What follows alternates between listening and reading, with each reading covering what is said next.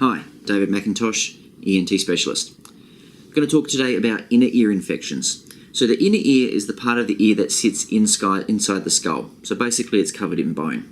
It's very uncommon for this part of the ear to get infected, and when it does, it's usually from a viral infection.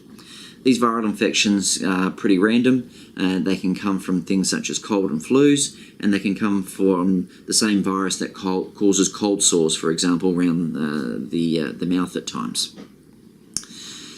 Treating these infections is pretty tricky because by the time the symptoms start, the infection's already in and causing problems, and often it's just a matter of just riding it out.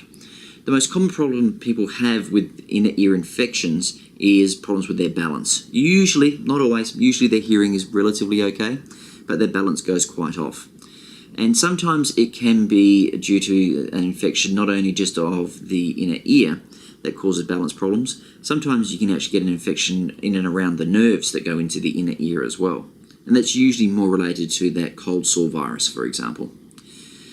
Most of the time with these conditions, it's just a matter of riding it out. The symptoms usually settle down after a few days, and as things start to settle and you start to feel better, then you become more functional again. It's important for the right diagnosis to be made because if it's an inner ear infection, there's really not much that antibiotics are going to do to help.